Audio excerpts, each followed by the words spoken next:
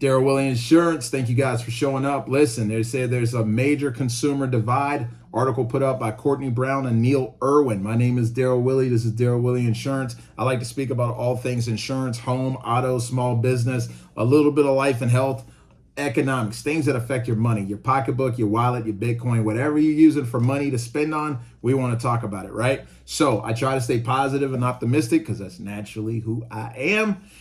And very important, this is my humble opinion. If you have insurance, do not cancel it.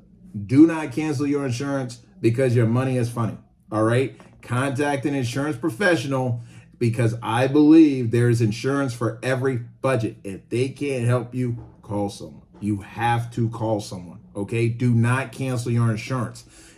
And a monthly insurance premium will always be cheaper than a potential court judgment. Trust me, you don't want the judgment. So stay insured and stay with your boy D Willie, right? So we're talking about the rich are spending and poor Americans struggling, okay?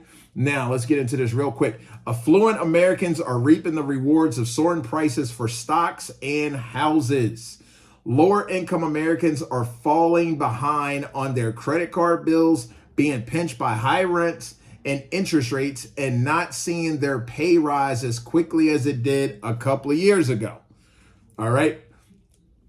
This is why it matters. The economic strains experienced by low-income households help explain negative sentiment about the economy and President Biden's weakness in major polls. Okay. This economy is not helping Uncle Joe Biden out. All right, not looking good. The dynamic is also capturing the attention of Federal Reserve officials who see it as a risk to the overall economy. At the Fed's last policy meeting, officials raised concerns that finances of low and moderate income households were strained. That's to say the least, right? We know these grocery prices. A downside risk to the outlook of consumption, according to meeting minutes released Wednesday. Many Fed officials pointed to increased usage of credit cards. That is true. And buy now, pay later services. People, public service announcement, stay away from buy now, pay later services. All right. If you can't pay now, when you buy now, don't do that. That's just pushing trouble down the road. All right. We don't want to do that. So let's stay away from the buy now, pay later type of things. Right. So many Fed officials pointed to increased usage, let's do it again, of credit card risk, of not paying the credit cards, the buy now, pay later services, as well as increased delinquencies rates for some type of consumer loans. Auto loans are behind. People are not paying their car loans. Then they get mad when the repo man come and check up the car and drive it away. Now you're upset, but you didn't pay the bill. We got to pay these bills, right? We got to get our money right. We got to get our budgets right. Okay. In contrast, some Fed officials noted that wealthier households responsible for a considerable share of aggregate spending face more favorable conditions, with healthy wealth gains resulting from recent equity and house price increases. Now, the housing market to me is going up and down. It really depends on what your zip code is. So some of this housing information that you get, understand, this is zip code specific. All right. This is not one size conversation fit all. All right. Delinquency rates started plummeting in 2020 and ultimately hit record lows, reflecting various pandemic era stimulus measures supporting consumers that help pay down debt. Remember them stimmy checks? People were shopping or paying debt, right? Now that has reversed. The delinquencies for auto and credit cards soaring past pre-pandemic levels. You hear that, ladies and gentlemen? We're out of the pandemic. We're supposed to be recovering. And we're talking about delinquencies in auto and credit cards soaring on the rise. About 6.9% of credit card balances were seriously delinquent, at least 90 days past due. Guys, that is not acceptable. Cut the card. All right. You cannot be that kind of late on anything, but definitely not on credit cards, right? At the end of last quarter, according to the New York Fed, that's up sharply 4.6% the same time a year ago.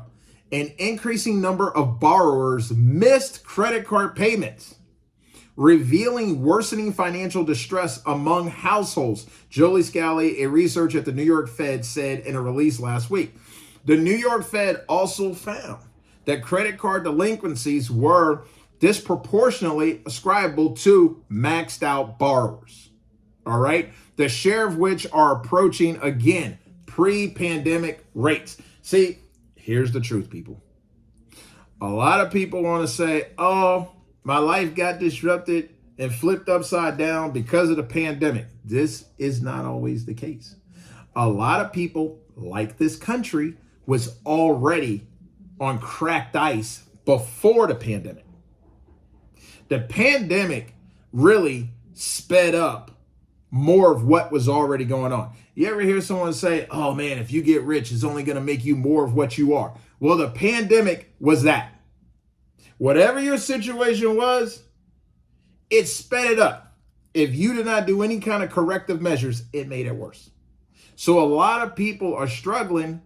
And I'm telling you guys, I know it helps in the short term, but you cannot live off credit. Credit will mess you up. It's good to have when you need it. It's nice to get that little plane ticket. But if you cannot pay that back, you are in a world of hurt. So right now you have people, and this is my humble opinion. I do not believe people, for the most part, have still recovered from 2008. Leave that in the comments. If you're still on shaky ground since 2008, talk to your boy. Tell me something. Because everything cannot be blamed on the pandemic. If you had jacked up money habits before the pandemic, you went in the pandemic, they cut you a couple of free checks, and you come out of the pandemic back to who you really are. It's not cool. And I feel for everyone. That's why I'm saying, let's get our money together. This is not throwing shade, not putting anyone down.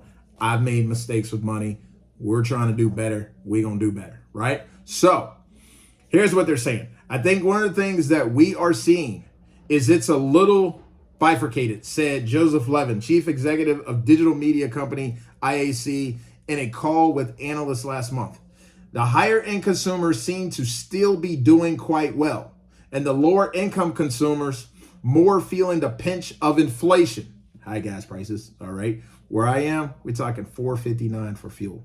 $4.59 for unleaded, regular, all right? And perhaps pulling back a little bit. So they're saying that the regular folk, the middle, and the lower are feeling inflation and feeling this economy. They're feeling inflation.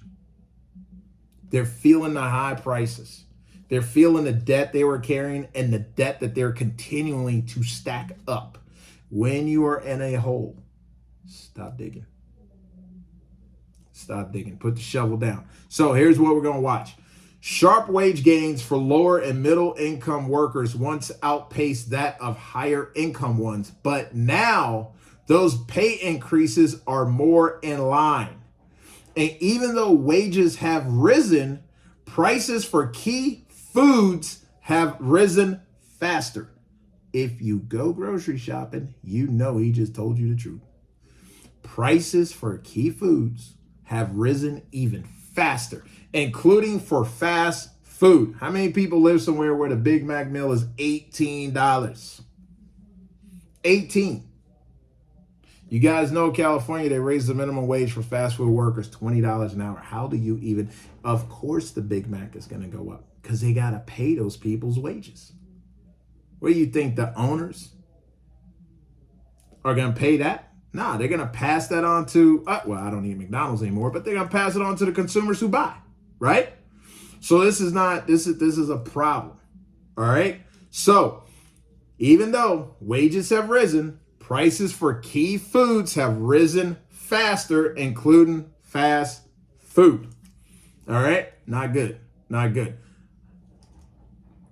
Public opinion data also supports the idea that something flipped last year, leaving low-income households more negative on the economy than their higher-earning counterparts. Okay? Here's about the numbers. Starting in the spring of 2022, consumers with top third incomes have roughly equivalent views on the economy as those with bottom third incomes, according to the University of Michigan Consumer Sentiment Survey. So University of Michigan puts out a lot of economic news. In fact, 7 times within a 10-month period, the low earners usually had a sunnier outlook than those in the high income bracket. But that changed abruptly last year, with July 2023 looking like the break point. In the first 3 months of this year, that's 2024, the sentiment index averaged 17 points higher for high-income households than low-income households in the Michigan survey. Okay? In a way, the reversal makes perfect sense. Recall that in 2022, wealthier families bore the brunt of a declining stock market and a slump in home prices induced by tighter Fed policy. Now, I'm going to tell you guys something. If you have not learned this from 2008, number one, stop being mad at the rich because you can be the rich. Number two, when you can put your money in the market and leave it and don't touch it. That's what these people did. This is why they keep earning when they say, oh, the rich and the stock market's up and how it's benefiting them, because they take a piece of their money and they put it in a market, they don't touch it. If you want to improve your financial situation, it has nothing to do with your race, your religion, your color, where you live. It has everything to do with your ability to step back. Don't eat all your seed today. Sow the seed and wait down the road for the harvest so you can have a harvest. Delayed gratification will stack your bank account. Let me say it again. Delayed gratification will stack your bank account. You gotta be able to put something away, don't touch it. Put something away, don't touch it. Put something away, don't touch it. Delay does not mean denied. It's just that when you go shopping down the road, you're going to be able to really shop. You hear me? You're going to be able to really shop. All right? So we're going to get this money right. All right? Wage growth among bottom 25% earners was 7.5% as recently as November 2022, according to the Atlanta Fed's tracker, easily outstripping the 4.8 wage gain among top earners. Okay? So the bottom group got more. Got a little more than the bottom, okay? Than the top. All right, but over the last year, low earners have seen a comparatively modest 5.4 rise in nominal wages. Not good. And for those who own financial assets, listen, assets, financial assets, things are looking up. With the S&P 500 up 48%, 48. The S&P 500 is up 48% since September 2022, scraping new highs. Now, you have the right to participate. You have the right not to participate. But those who participate get the benefit. Guys, America is just a money game. It's a game. You have to play the game the way the game is out there. I know a lot of you want the game to break, to change, to reinvent the rules and do all that. But until we get all those social inequity ills solved, play the game that is and play to win. Sow the seed, don't touch it. Sow the seed, don't touch it. It's a waiting game. All right? Delayed is not denied. All right? I think it was Mark Cuban who said you got to crawl before you walk. Take your time. You're going to get there. Financial challenges among working class Americans are central to understanding both the politics and economics of 2024. And that's what I have to say. I appreciate you guys for hanging out. Sorry if it took a long time, but I felt like this topic was worth it. Stay encouraged. Sit down at the table. Gather your family around. And you guys hammer out a nice little budget that's workable. And here's the thing, guys. If you have to do extra, do the extra. Stop complaining that you might have to work a couple of more extra hours, take another part-time job. Do what you have to do. Okay? Do what you have to do. Do not complain anymore. Be the solution for your household.